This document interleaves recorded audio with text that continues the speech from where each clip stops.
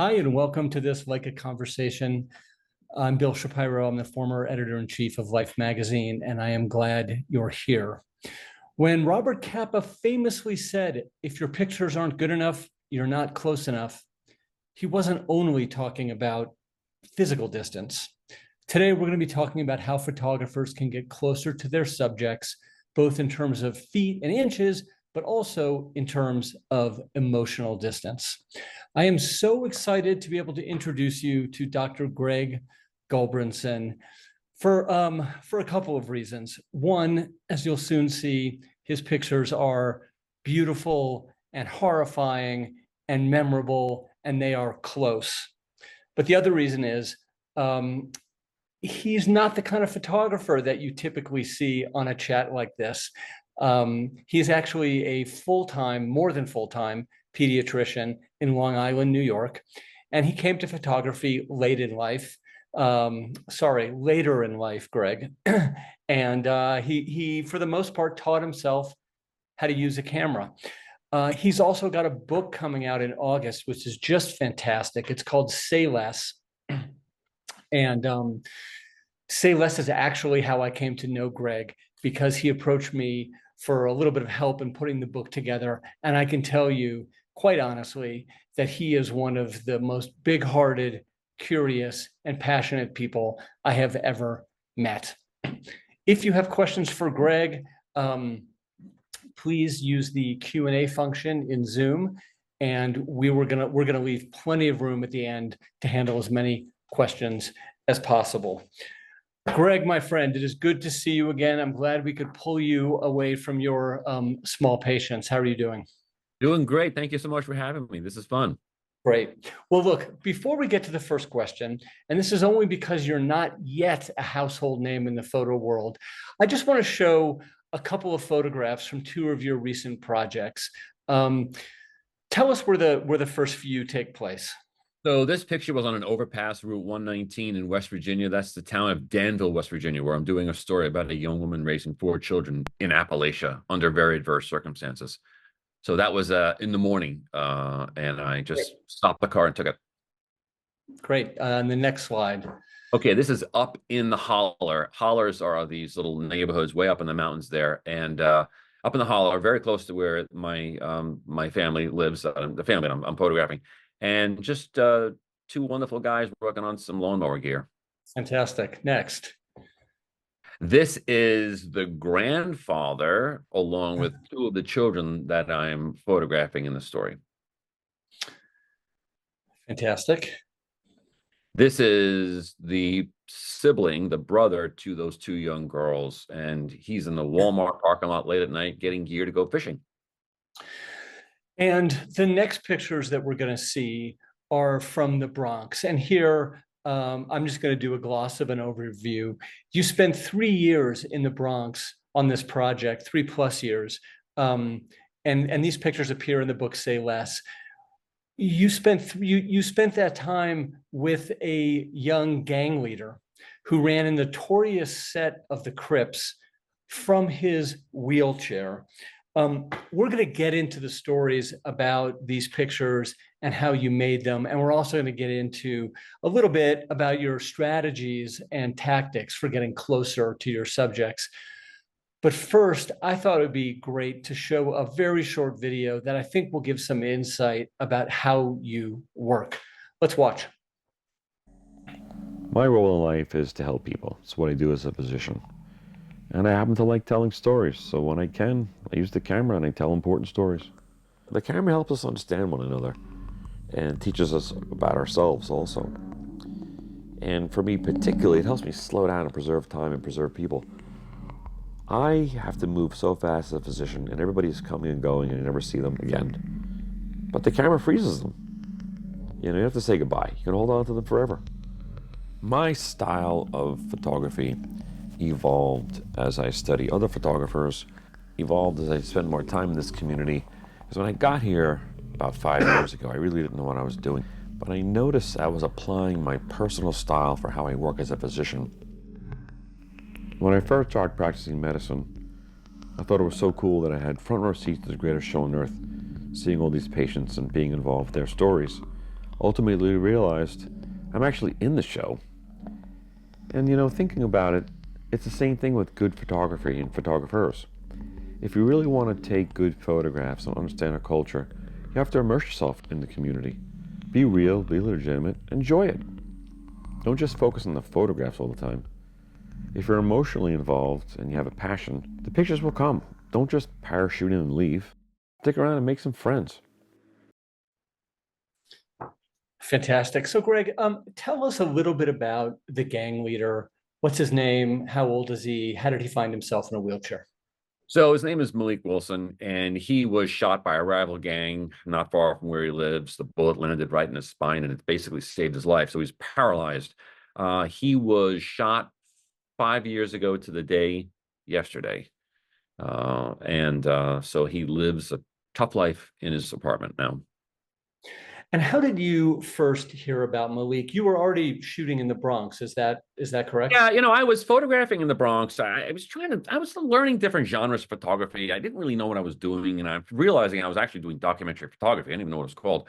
And I was photographing these groups of kids riding bicycles throughout New York City. You see them, they're all over the place. Big groups. They usually meet in the Bronx, ride through in mass, and then go down into the lower part of Manhattan, and they'll go all the way to Brooklyn. So I would ride with them, actually, and try to tell their story. And because it was bikes up, guns down, I'm thinking, oh, this is interesting. They're trying to ride bicycles to stay out of trouble with all these guns. All right, so that's fun. But after a while, it really wasn't connecting. And then I realized a lot of people were in wheelchairs as we were riding through these neighborhoods in the Bronx. And I said to them, why is everyone in wheelchairs? And they were like, well, there was a spinal cord injury. So I figured they were hit by cars or fell out of buildings. And then someone said, no, man, they were shot. I said, okay, bikes up, guns down. Let's stay out of trouble when Dr. Greg's around. All these people are in wheelchairs. There's something, this story is more about guns. And then I realized also at the time, guns had become the #1 killer of youth in America, particularly this inner city groups shooting each other in these projects, that group of people with guns, not other guns, that group. And I said, you know what, there's something deep here. Let me go in that direction. So somebody said, Greg, one of the bicycle riders was recently shot. You want to meet him? And that's how I decided to go in that direction. So I want to just insert a little parentheses in this conversation now. You mentioned that guns are now the #1 killer of kids.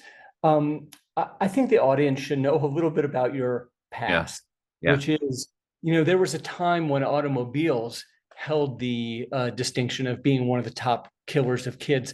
And at that point, Greg lobbied Congress, got roped in Hillary Clinton, got a lot of big, powerful people to push the big 3 automakers to get rear view cameras in all new cars. And after a lot of pushing, that came to pass. So if you have a rear view camera in your car, this is the man to thank.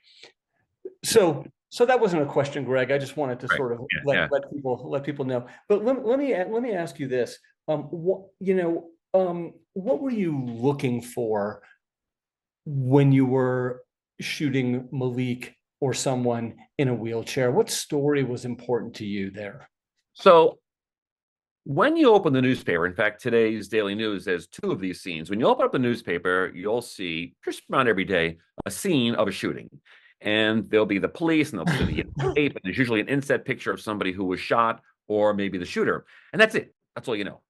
So it's the #1 kill of youth in America. We don't really know much about it. And no one's ever been able to get in and photograph it. Well, who's doing this? How do they live? Do they have families? Do they have kids? Do they worship? How do they eat? What do they look like? Where do they live? So I decided that it was important to me to deal with another public health emergency like I had done with automobiles and children being backed over. So I got the cameras put in the cars along with a large group of friends and associates who helped me do that. So I decided to take that path and say, this camera is a powerful thing. And I know many, many, many other super famous photographers have told very important stories with cameras. I said, I think I could probably do this. And it slowly evolved over time. I did not plan on making a book in the beginning. I didn't even know about photo books, but it just turned into this thing. So, one thing you hear from photographers all the time is you got to build trust, you got to build trust, you got to build trust with your subjects. And obviously that's hugely important. Now, Malik was surrounded by guns, and he was surrounded by drugs, and he was surrounded by other, teenage men or young men with guns and drugs. So the stakes were incredibly high for both of you. Right.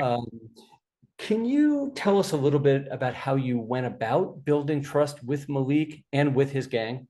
So yeah, it takes time, okay. And I had been in that community for several years, photographing the bike riders, and people knew who I was. You get around, you look like me. I look like a Fed, right? Going around that neighborhood, word gets around, and they probably were suspicious for a while. I was told, in fact, about the third or fourth year in, okay, we realize you're not a Fed.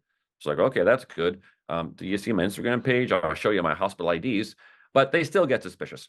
So when I had decided to meet Malik, actually physically go up and spend time with him, he had a little bit of a background on me, but I still had a lot of work to do. And I had a lot of work to do with the rest of the people who were coming into his rooms, into his headquarters, like sort of doing their thing. And it was a lot of work. It definitely is, there's art and science to that.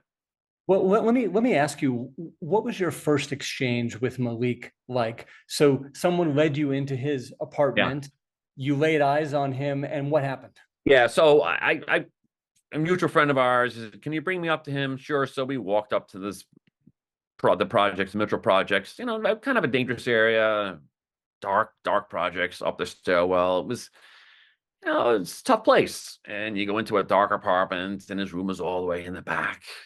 And you hear voices back there, and you don't know what's going on. And I was a little bit nervous, but I'm used to meeting people a lot. So I went in there, and there he was on his bed, laying down. You could see the open sores in his body, his wheelchair's off the side. There's some other guys hanging around there. And I just walked up to him and I said, I heard you were ugly, but I didn't realize you were that ugly. And I use that kind of style to watch his reaction, because I need to make decisions really fast when I walk into an exam room. I need to know just what's going on within about 2 seconds. So I watched his face and I saw his smile and I said, all right, we're gonna get on well here. This is gonna work. I know this is gonna be fine. So that was our initial approach. Okay, so I just want to make sure that I understand this. You, in the initial approach, you weren't trying to win him over or appeal to him. It was more of a compatibility test, so Yeah, that you knew if you were going to spend a couple months, you had to be with somebody who got you. yeah. A lot of people look, you just know sometimes, and I experience this 85 times a day. When you walk into the room with a new person or a new patient, you have to figure out if this is going to work. And it could have not worked at all. And I'm sure a lot of rooms it wouldn't have worked. But when I saw his face and saw his reaction, I had a good sense that human connection, and watch his eyes. This is going to work. This is going to be okay. I don't know exactly where it's going to go, but we're off to a good start. Well, so let me ask you this. You just mentioned that as a doctor, you read, you try to read people quickly. I assume you're looking for symptoms and signs of trauma, maybe signs that something's off between the parent and the child. Maybe you're looking for emotions like fear or honesty. Can you be very specific and tell us, when you're in a situation with Malik and his gang in the very beginning, what do you look for? How do you try to read people to know where they're coming from? The number one thing you do, when I face this most of the time, is when I would go into his room, usually at night, and I'd go after work or go on the weekends, and it was always filled with people. And you listened as you're walking down the hall, and you have to do a lot of listening. So you walk in the room and you're looking for eye contact. First thing you do is you engage Malik. How you doing? And you're watching eyes, and you're watching. If somebody won't look at you, and they're doing this thing where their head's down and they're all of a sudden they're turning away. Okay, that person's disengaged. That person's not interested. Other people, I reach out, shake their hand, or give them a fist pump, say hi, how are you? We haven't met yet. I'm Greg, that kind of thing. And now sometimes I would say, hey, Malik, have you told the people who I am and what I'm doing here? So you have to watch body language. There were plenty of times where I would go in and people would never look at me. And I actually have photographs of that in the book, where one gentleman was always with a hood on. He had his back to me. I did not know that he had just killed somebody and he was on the lam. And when I was done photographing him, they took him away. He's now serving a double life sentence. So you have to watch body language, and you have to watch for expressions. Be very sensitive to that. And when no is no, someone doesn't want their picture taken, do not cross their line. Don't cross the path. Just drop it. No is no. And Malik will tell me sometimes. We were at a funeral one time. It was a big crowd in Harlem, and I went in there, and he looked at me and he just said, "Not today." And I thought, oh, this is interesting. Okay, that's what he gets. I walked away, went over to my car, watched, and you could see there was tension outside for this funeral. Someone who was just shot. And I got in my car and drove away. And I found out later on there was a big brawl broke out. And so he gave me the warning. You have to heed their warnings. Well, let's talk about the woman in this picture, which is Ayana, and we saw Yeah. a picture of her a moment ago with a cat. Yeah. That's Malik's mother. And you once told me that connecting with Malik's mother and getting her approval was key to your overall acceptance. And it made her blessing made it okay for everyone to trust you. How did you suss out that she was the key person? So when you're going to go in and try to tell a story, you have to do it be as unbiased as you can. We all have our biases, and you have to do it respectfully. You have an obligation to your subjects to tell the story as accurately and honestly as you can. So you need to listen. Physicians are guilty. We listen on an average of 7 seconds for our patients when we walk in the exam room. That is not enough. We don't have much time. So when you walk into an environment like this, you need to listen and figure out what's going on. And I would not suggest you go in and talk to the people at the bottom. Figure out who's running the show. In this case, it's the mother. In the environments like this, that the mother rules the roost. That's just traditionally how these environments work in the projects. The boys don't have their dads around, but they have their moms, and they really worship them. And I could see Yana was in charge of the block. She had adopted someone across the street. I knew that part about her. I knew she was a nice person, and she let me into her house. This is her house. She grew up there.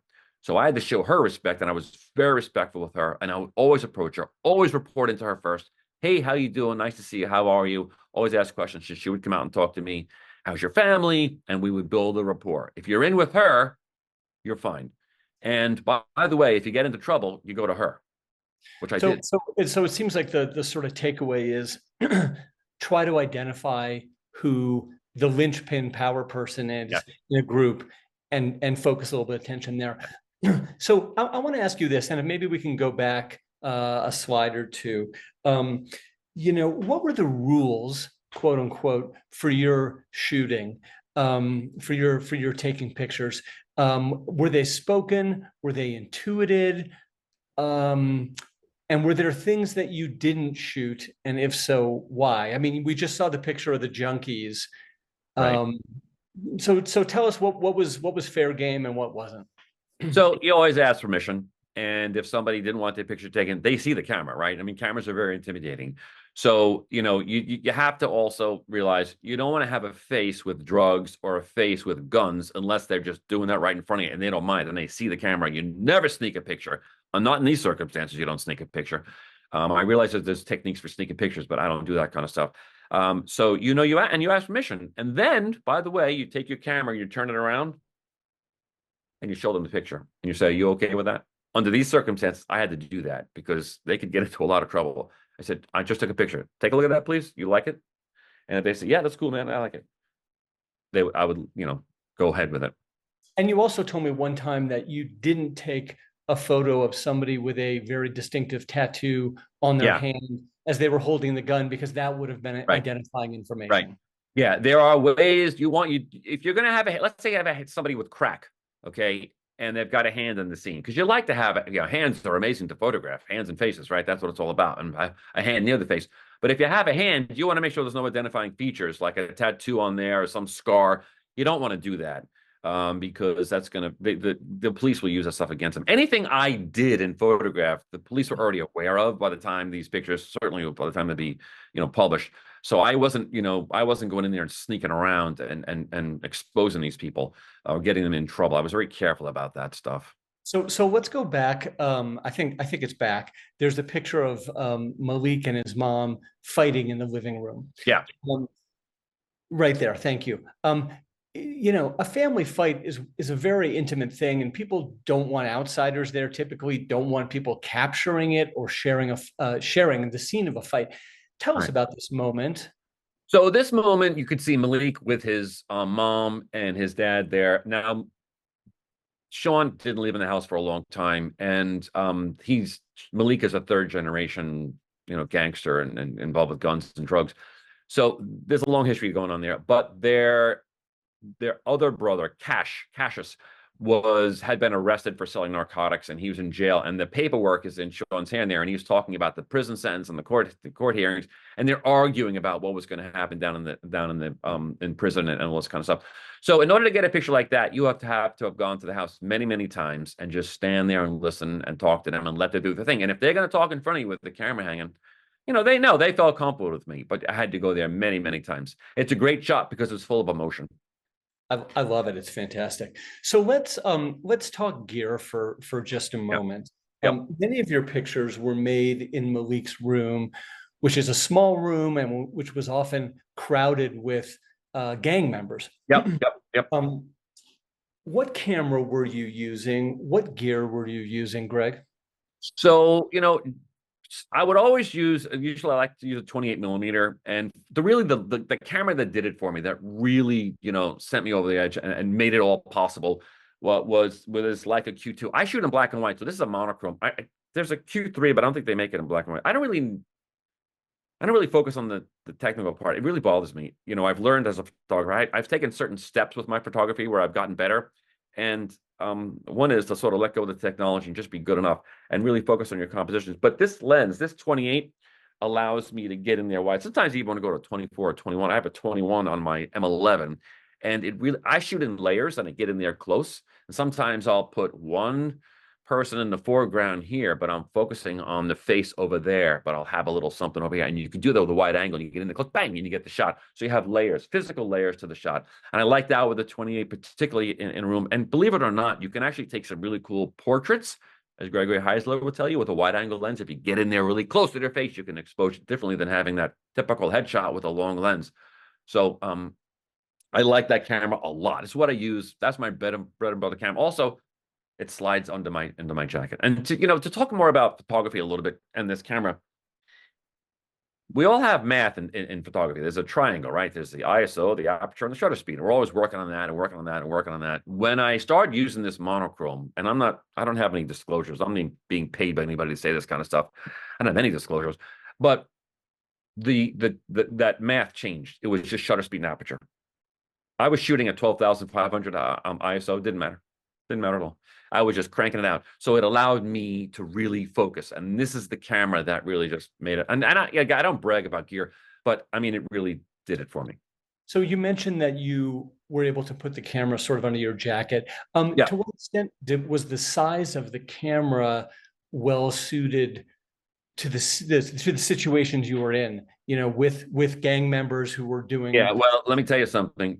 First of all, you better have something really small. Don't leave much of a footprint, because when you're in these situations, and there's, war photographers probably do the same thing, right? There's a lot of bad environments in this world. You really need to have something small that's quick, that's easy, that you can use quick and hide. I was for a little while going in with a DSLR and different lens selections. Usually it was a 28 millimeter, like Zeiss Otis, which is a big lens. And it was good. And I had to use the flash. With the monochrome, I didn't use the flash, but I lost a lot of moments. And that's when I decided I need to change this gear up a little bit. So I lost too many moments. I need to focus on composition, not on my gear, doing this kind of stuff. And that made all the world of difference for me. I mean, I would also think that if you're playing with your gear, you're not in the moment. And, no. and your subjects are realizing that you're not focused on them. You're focused on the camera.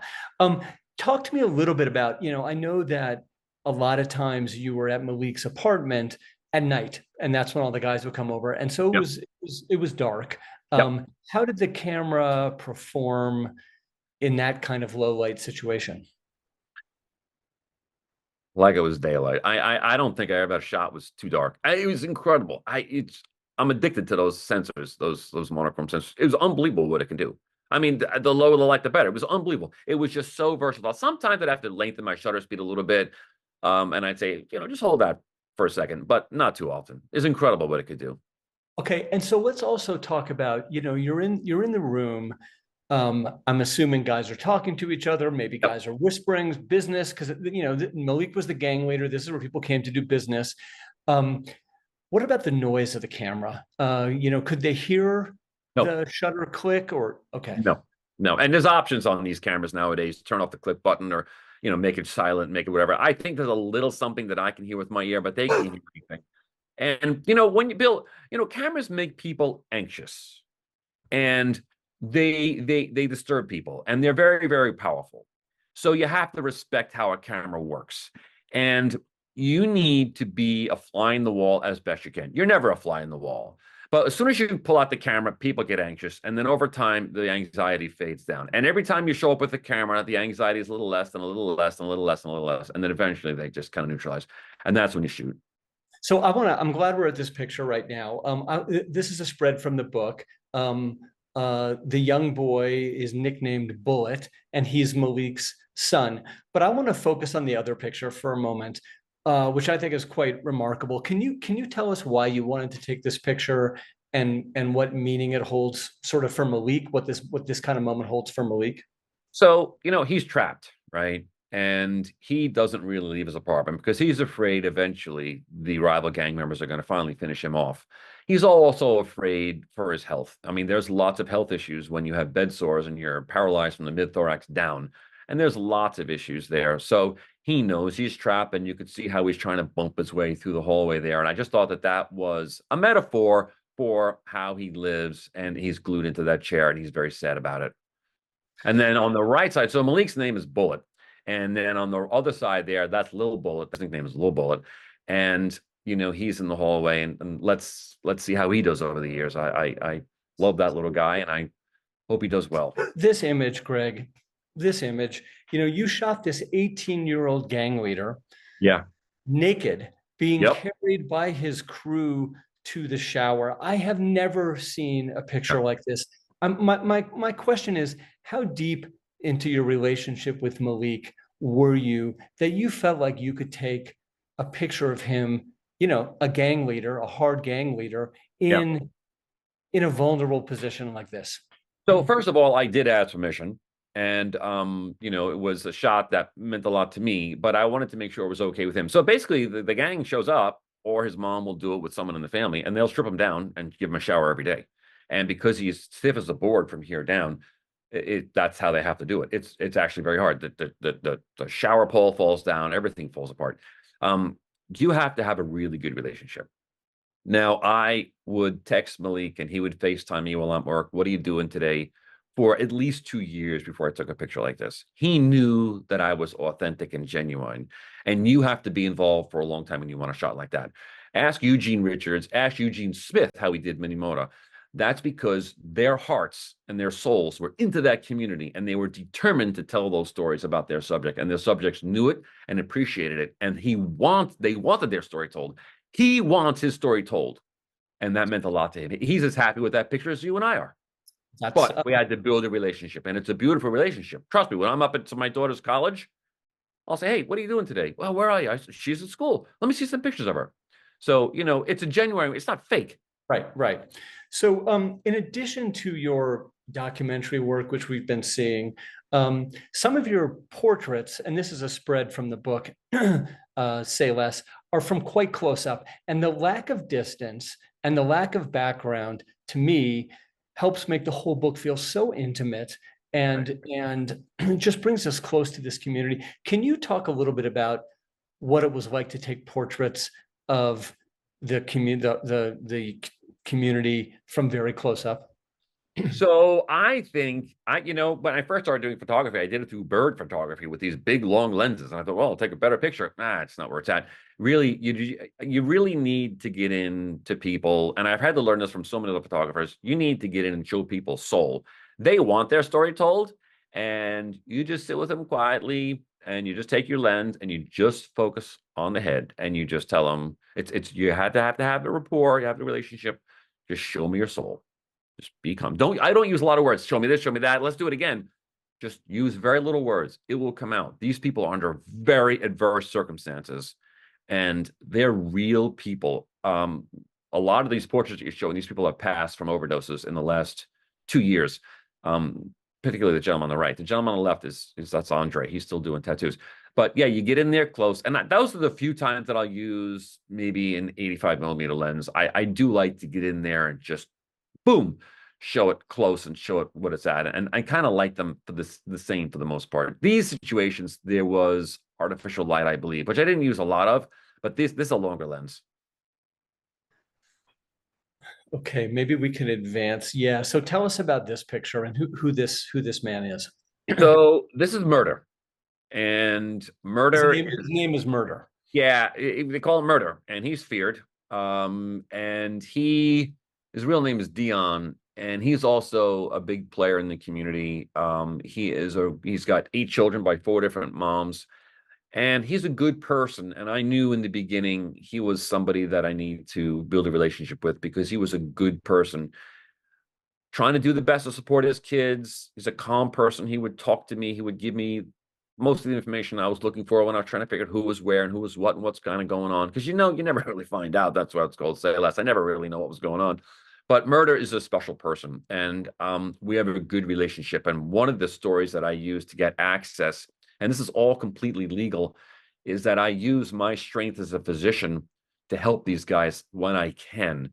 And they're all completely legal, but these dealers on the street will sort of rat each other out for various reasons, and they actually call child protective services when there's nothing wrong with the children. And that's not really a good thing to do. In fact, it's done by a lot of the subjects in my stories. So they would say to me, Greg, can you help us out? And legally, all fine. I said, well, if you want me to help you out, I have to go examine your kids and do a whole exam and the whole thing. Okay, fine. And I would do that. And I'd say, let's go. I'll meet you on a Saturday. I'm going to go in. No cameras. This is our relationship. What do you need? Can you help me out here? Okay, I'm examining your children. They look fine. They look healthy. Now the woman from this government's going to call you and ask us how the children look. I said, fine. And I'll take that phone call.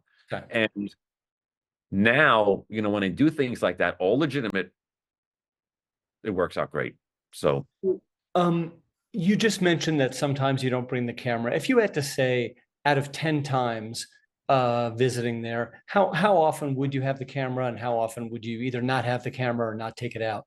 30% of the time, there's no camera, at least maybe 40% of the time. It's just going there to check on things. Yeah.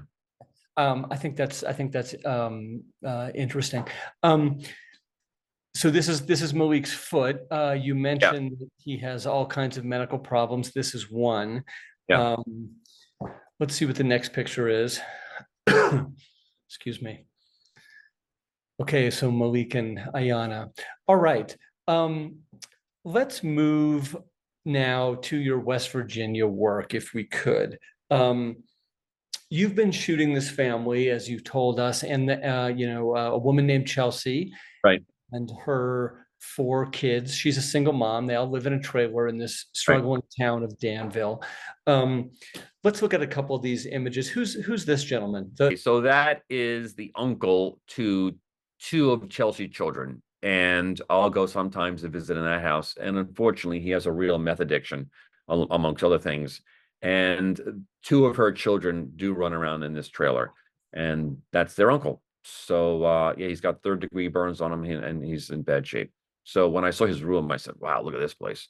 And yeah, that's how he lives. It's tough. And there's 2 little beautiful children running around.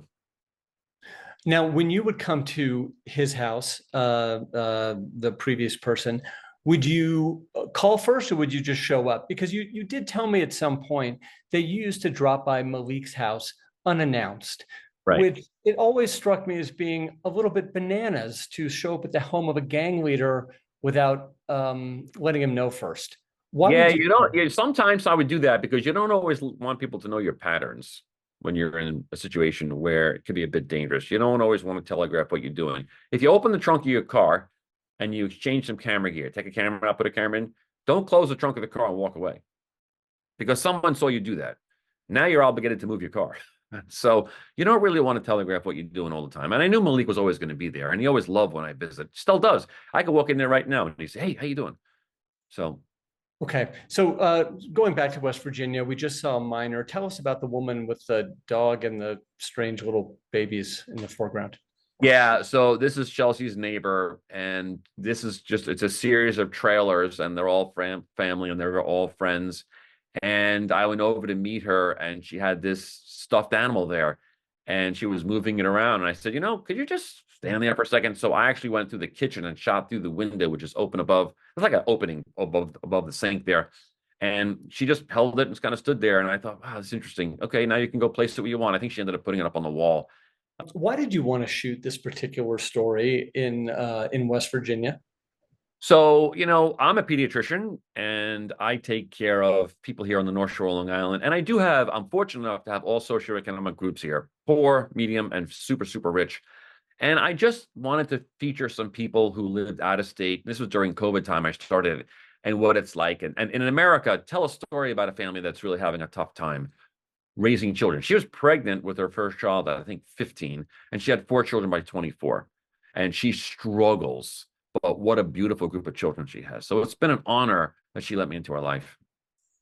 So tell us how you found her. You mentioned the first thing you said to Malik, which was you're as ugly as they say you are. I'm Yeah. assuming you did not use the same line for Yeah. Chelsea. So No, tell us, I didn't. Yeah. what was your first interaction like? So, I didn't know much about Appalachia. It's called Appalachia, not Appalachia. I didn't know much about Appalachia and West Virginia, but I was just, there's beautiful people there, and they're very different than the New Yorkers. And people are fascinating and complex, but I did find this trailer park way up in the woods there.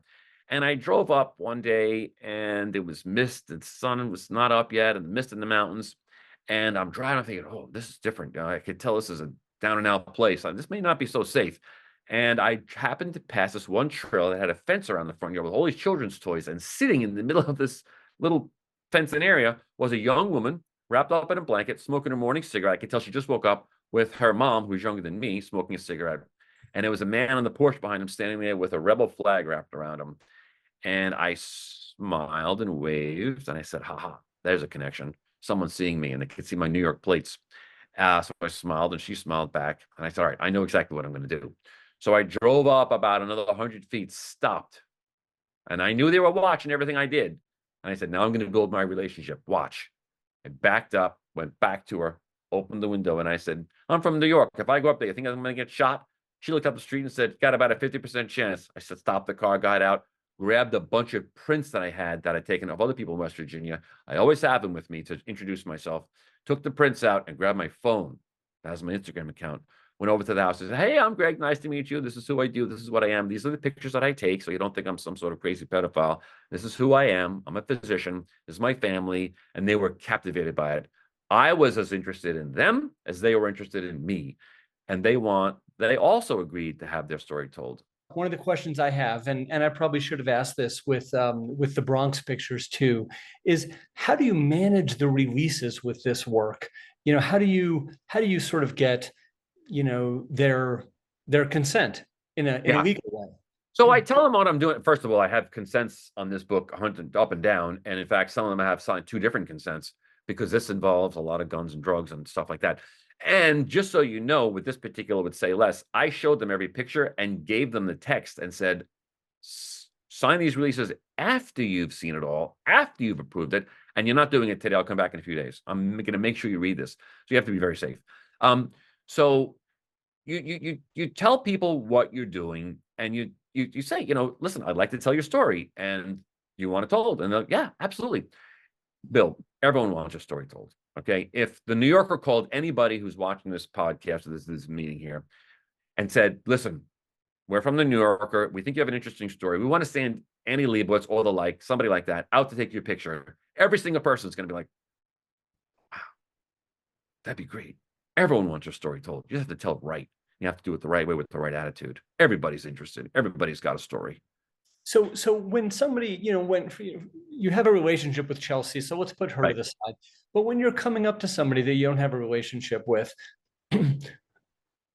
and they ask you, what are you doing here? Why do you want to take a picture? What do you say? I tell them who I am. I look them in the eye. I shake them in the hand. I shake their hand. And I tell them exactly what I'm doing. Listen, I'm a physician, and I'm a photographer, and I'm from this location, and I'm doing a story about this or that, the other thing, whatever it may be.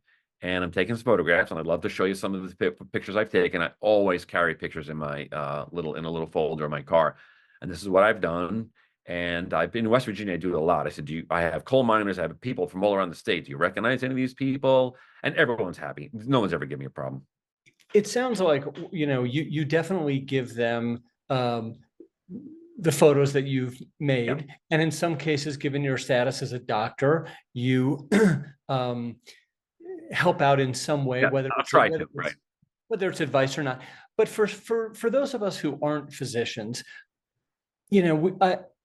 I understand the point that you have to give something to your subjects as well, because it's not a one-way relationship. Yeah. So if you weren't a physician, what do you think one could provide that's something of value to them?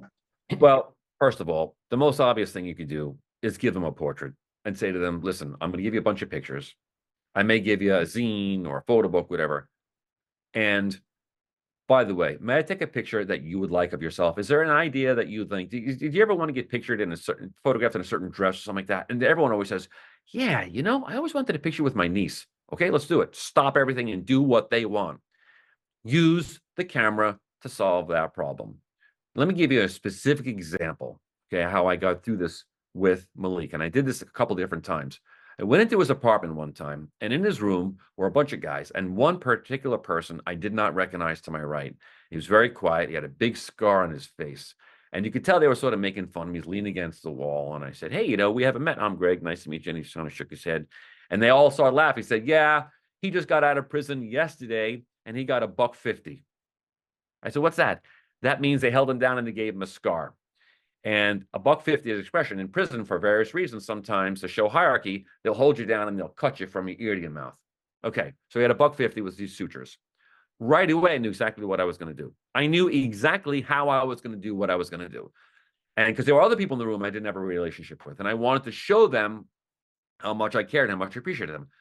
I said, really? And they all started laughing. Yeah, he's going to sue the city because this. He thinks he's going to get money. Yeah, I'm going to sue. I'm going to sue. I'm going to show him the scar. I said, all right, let me help you out with that. Okay, do me a favor. Sit in this light. Don't move. Watch this. I took the camera like this, and I went over, and I took this picture. All right, there he is. Can you see this picture? All right, that's $150, the scar. And I said, if you're going to have a lawsuit, what are you going to show your lawyer? Do you have a lawyer? I said, you need a photograph. You need a portrait. I will take your picture. I will print the picture. I will bring it back. Malik, I'm going to give this to you. You're responsible for this picture. You're going to hold it, and you're going to give it to him when he's ready. Okay? So I made Malik feel important. I made this guy. He said, wow, you could do that for me? Yeah.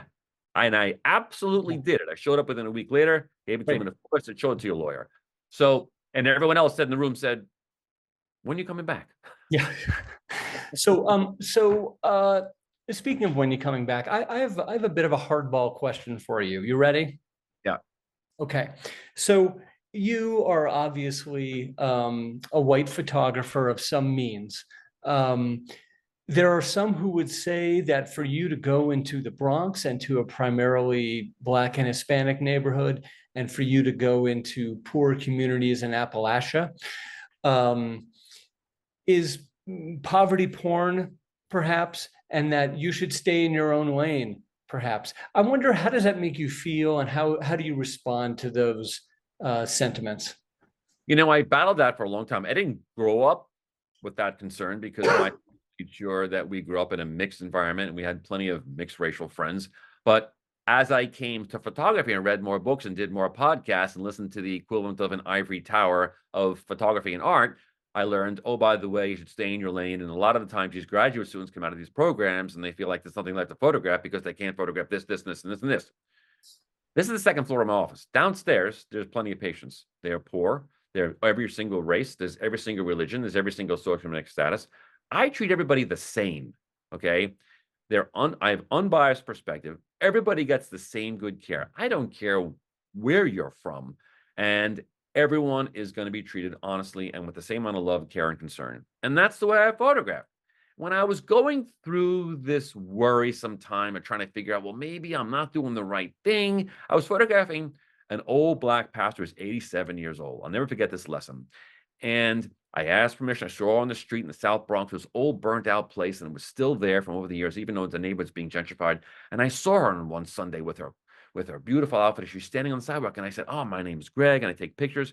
Can I take your picture? She said, yeah, you can come into the church anytime. A couple of months later, I got up enough gumption to go over there, and I introduced myself, and I said, would you mind if I maybe try to tell your story with the camera, and I come into your church? And she said, you can come anytime. Please do. These are the hours we come in. Okay. The relationship goes on. I'm taking pictures for about a year and a half, and I'm questioning myself, and people saying, well, why is there a white photographer here? All this kind of stuff. And listening to these podcasts, you got to stay in your lane. So I asked her, are you okay with me? She said, please please don't go. Okay, I asked her a second time a few months later, are you okay with me? She said, please don't leave. Okay, the third time it was a Memorial Day. It was a beautiful sunny day. Everybody's out having a good time. I drove to the city, sat down with her, and I said, are you okay with me as a white photographer telling the story? And she said, listen, we need our story told, and we want a photographer to tell it. God sent you. Don't leave. And by the way, if you need blood, you can have my blood. Blood doesn't know color. We love you. We need this told, and you're the only one to do it. Please Fantastic. stop this color thing. So finally, if someone wants to practice getting closer to subjects, and yet they don't want to embed with a gang, Yeah. What would you suggest by way of a place or community for them to take a first step? We all have something in our lives that we're involved with, whether it's a place of worship or you go to the gym, a group of yoga or something. We all have something. Practice it with a group, even if it's a group, a bunch of neighbors down the street. As a family with moms raising 6 kids down the street, whatever. Break yourself in there, introduce yourself, and just practice and see if you can do that. I don't think too many people are going to do what I did with this particular book, but you can always practice with those around you. You do not have to go far. Even if you practice with your own family, you can just give it a try. Do it that way. I like that. I like that. Okay, so these are a few final pictures from West Virginia. Just really quickly, why is there a deer on a bed in a house? So this mom is like a deer whisperer, and that's Sierra's house. It's Sierra's trailer, and she moves around. She actually has a new deer this week. Yeah, they just sometimes the does, the mothers, the female deer, I guess, would get killed by a car, and there's these little single babies running around, and she takes them in and raises them, and she does it. It's unbelievable. She has, like I said, she has another one this week. I'm glad I asked. Okay. We have some questions coming in, so we do have time for questions. If you haven't already, please use the Q&A function of your Zoom to send us some questions, and we will hit them right now. Greg, the first question that has come in is from Larry, and Larry asks, he says, I'm also a pediatric healthcare provider. Great. Do you find it challenging to separate your profession from your documentary work? And if so, how? I find it to be a helpful thing. Larry, we like people, right? And we like to serve people. This is service. And I use those tools that I have for liking people, enjoying people, and being able to relate to people to use it with the camera. So this is interesting.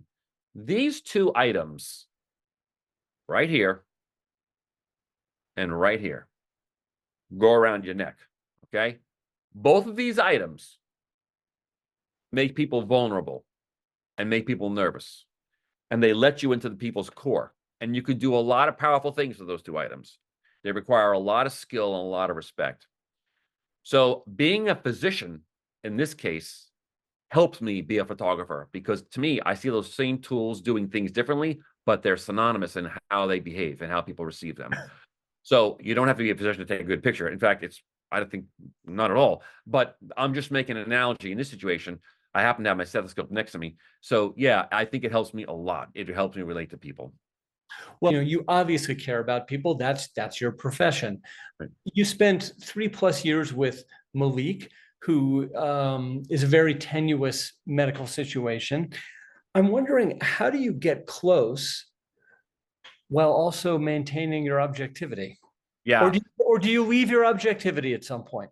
You think about it all the time, and you make sure when you're taking a picture of something that you didn't create it. If he's doing something that he would be doing anyway, because you've been there 18 times, well, take a picture of it, and that's what he's doing. Just don't say, well, can you do this for me? I want you to do that. How about we do that? And you know what? I think we should, don't set them up. I don't think you can set up anyway with documentary photography, right? So no, it just has to make sure it's happening naturally. Okay. Another question. Adam asks, what other photographers have you been influenced by? Yeah, so that's a great question. So, there are different steps that may be a better photographer. Adam, I'm glad you asked this question. So the first thing I did after my son passed away was to photograph birds. I wanted to go out on the beach in the wintertime and photograph birds with a big lens. And I took some workshops, and I became a better photographer. I didn't even know what the histogram thing, I didn't even know what it was. Okay, that's one. And I got a little bit better. And then I was studying Photoshop because I'm a Photoshop and I'm going to take all these, courses online. Well, when I let that go, boom, I went up. And when I ended up turning to books and studying photographers, Adam, this is when I went bumped up. I will then tell you, let me finish this thought before I go back about how that worked. The next bump up, and I'm not being paid to say this, is when I got these little Leica cameras with these monochrome. Boom. My retoucher said, Greg, are you kidding me? When I hired a retoucher and stopped doing my own, boom, I went up. And the most recent thing that made photography beautiful for me, and I don't want to get upset about it, is I really think photography isn't photography until it's on the wall. So I befriended a guy named Bob Tursak, who owns Brilliant Graphics, and he is probably one of the finest printers in the world. Sally Man, Seliger, I think, right? everybody. He does all the big names. You know all of his big names. He does them. And he's been very, very kind and generous with me. And he has helped me make prints and taught me about printing. And my photography went up as a result of him teaching me about what's going on. So that's an important thing. But what was the detail there, Bill? I had to get back Well, to. no, so the question was, which photographers have Okay, so when I was influenced doing that, back to the book part. Sorry, Adam. Eugene Smith kills me. I mean, his mini model story. I watched the Johnny Depp version of it on the movie. I don't know how accurate the movie is, but I was crying when it was done. But the way he immersed himself in that community for 4 years in Japan, he didn't know one word of Japanese even when he left. And he was sick and he was ill, but he got injured. He got beat up by the guards of that mercury plant. And the community saw his authenticity and they saw his dedication, and he kept going back and going back. And he believed in that story, even when the people in Life magazine were like, yeah, it's like, no, I can do this. And his fight to push through and do it, to me, is beautiful. Eugene Richards, still alive, lives in Brooklyn. I'm going to visit him soon. He immersed himself in these communities and boom, boom, boom, he told the story. So many amazing books. Those are two big ones. Well, he's got a terrific new book out called This Brief Life, Yeah. which is highly recommended. Yeah, highly recommended. He really gets in there. But I hate the short sleeve other physicians, but other photographers. There's so many out there. James Natre, look what he does. He takes the world issue, famine, boom, war, boom, and he just lives in there. Those people are amazing. So I tend to do, I'll study something perseverately for quite a while. Mary Ellen Mark, the way she photographed Tiny, reminds me of how I'm doing West Virginia. I do it differently, but kept going back. So those are inspiring people for me. They're beautiful people, right, and they really understand the complexity of and how complex. I love the fact, I love how you answered this question, which is, he asked about which photographers helped you, right, which you answered, but also printer and gear, and all of those things have helped you. Right. So now the next question came in, and I'm so glad it came in. It's a terrific question, and it's a tough question. Yeah. And the question is this: did you have to pay at all for access? People often ask photographers for money to be photographed. Have you dealt with this? And what? You have to be very okay. Anyone says I want money, okay. One guy was very scary, been shot in the leg. Really mean guy, and I wanted to take his picture. He said, I'm worth a lot of money. I have an interesting story. I sued the city for millions of dollars. When I want $50. I don't want your picture. I'm out of here. I don't want your picture. I'll give you some more examples. When I would visit Malik for the holidays. So wait, did you end up taking that picture or not? No, you walked away. Okay. No, don't tell me that. I'm not doing that. Listen, if you want me to get you, okay, you want food? You want me to go down and buy you a sandwich? You need something to drink? I'm coming in with, I'll bring you a bag. Let's go. Let's something to drink. Be careful when you're photographing. I'll give you some more examples. You're photographing drug addicts. And they're like, I said, look, are you hungry? You want something to eat? Yeah. Can you buy me this? Okay. Watch what they're buying. Okay. If they want some food, some quick food, fine. One of these, one of those, a drink, fine. If they grab a Tide dispenser, like Tide or some kind of laundry detergent, don't buy it.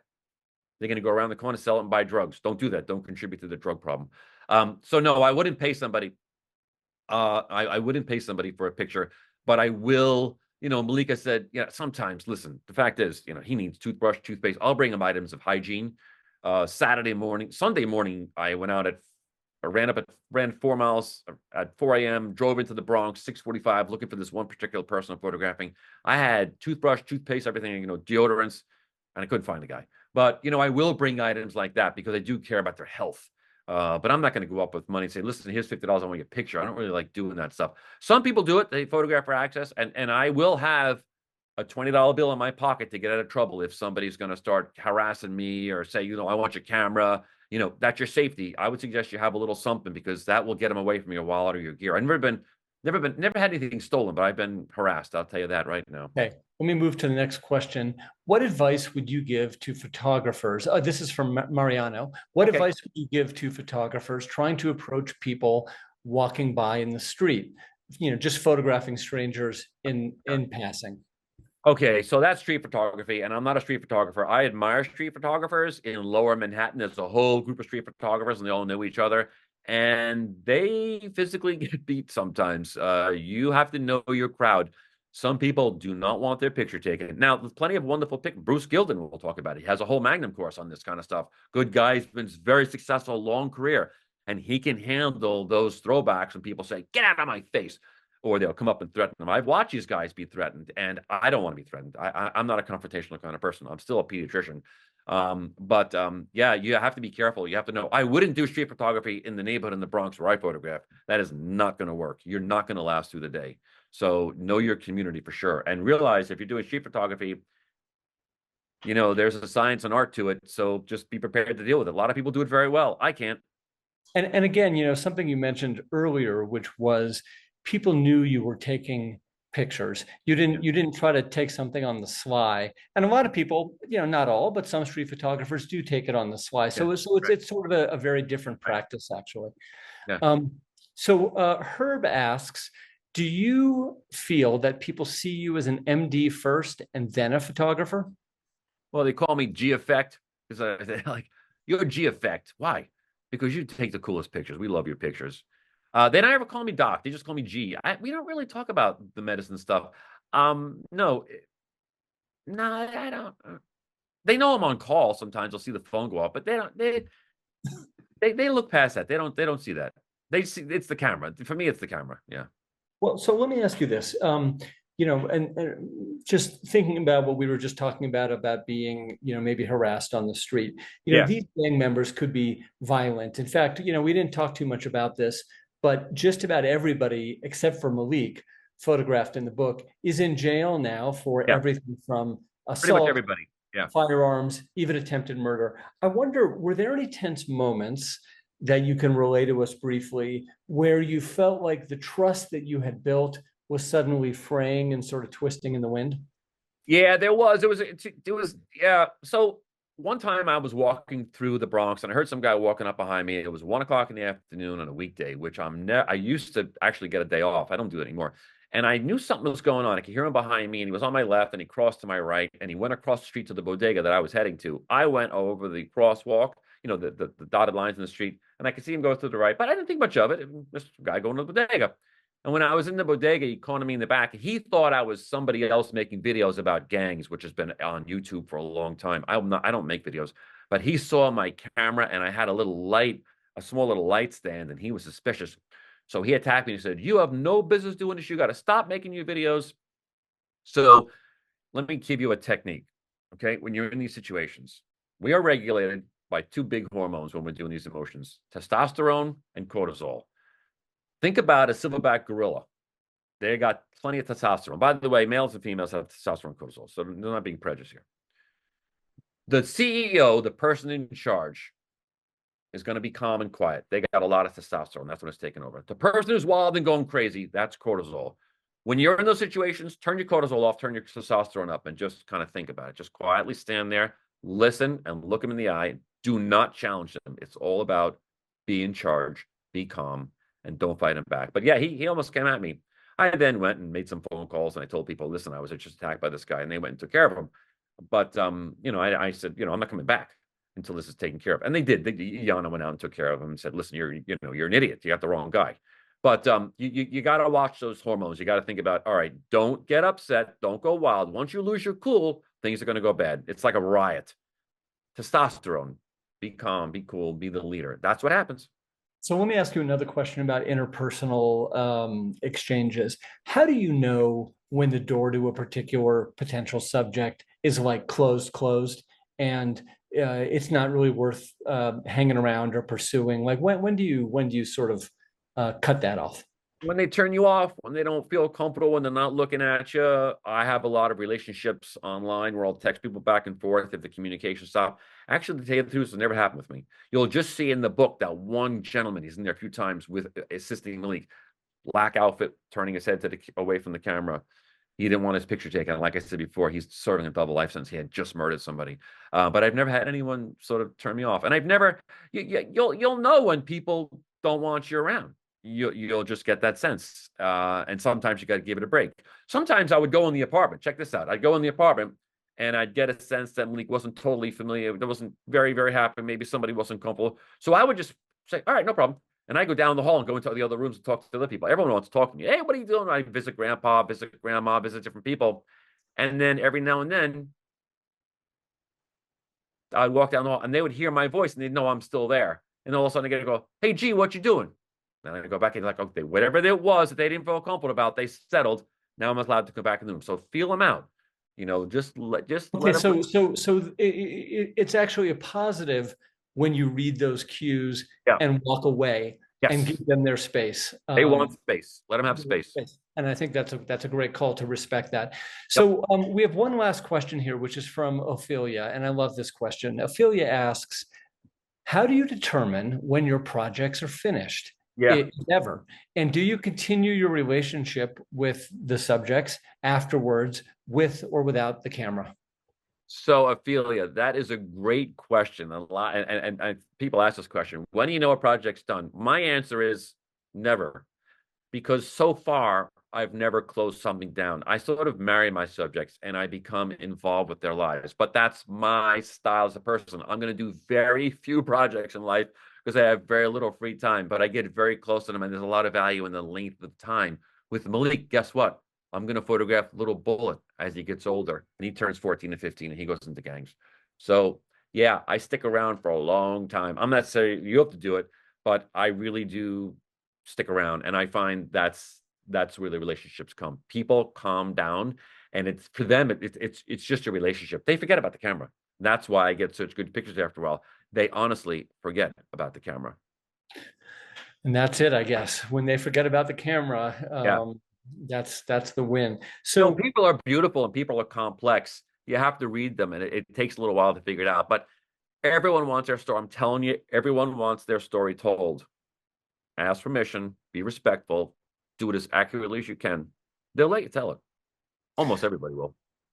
So Greg, any last thoughts, any last words that you, and any tips that we sort of didn't get to for any reason that we should close out with? Yeah, there's a few techniques that I had learned. There's a photographer who I have a lot of respect for. She taught me a lesson. You quoted her once, Gulnara Samanyova, I believe it is. And she did a book on women in street photography. Yeah, she's fantastic. Yeah, she's great. And she taught me a lesson. And you would have thought I would have taught her this lesson. But, she said, Greg, when you're photographing and there's kids around, the best thing to do, and there's usually kids in my scenes, stop photographing and focus on the kids. Let them hold the camera, take pictures, because kids burn out in about 5 minutes. They're like, on to the next thing. It's totally true. Let the children burn out. Let them do their thing. Show your interest in the kids. And eventually, after a few minutes, they're going to relax, forget about the camera, then you can photograph the kids. Don't go in there and try to photograph the kids. Forget about it. Adults take a little bit less time. But, man, if you did anything, just show genuine interest in people. Don't worry about the camera. Show interest. If you're not genuinely interested in them, then don't even photograph them. But it has to be something about them that you can relate to, somehow that hits a chord with you, whether it reminds you of your family or your background. Once you have a genuine interest, make a friend. When you make a friend, it's just going to take off. Be genuine. Be real. They're out there. We all like somebody. I like people more than birds. The birds weren't doing it for me. It's interesting about bird photography. The most human-like picture of a bird is this frog-mouthed bird. And it's the most human-like, personality-like. And it's the most liked picture on Instagram because it has an expression of a human face with anger. It has emotions. So go for people, read their emotions, and enjoy them. And the pictures will come. Fantastic. Well, we were just about out of time. Sure. And another Leica Conversation is officially in the books. You can see more of Greg's work in his book, Say Less, which comes out in August from Gost. And again, I will tell you, it's a terrific book. And I'm glad we got a chance to preview it a little bit today. You can also see more of Greg's work on Instagram, where his handle is Greg Gulbransen, as you see here, PEDS, like pediatrics. I'm at Bill Shapiro, and of course at Leica Camera USA and at Leica Academy USA. Thank you all for being here. Thanks for watching, Greg. Thanks for sharing some time with us. And of course, Leica, thank you so much for putting all this together and hosting this conversation. We will see you all again soon. Thanks. Good luck.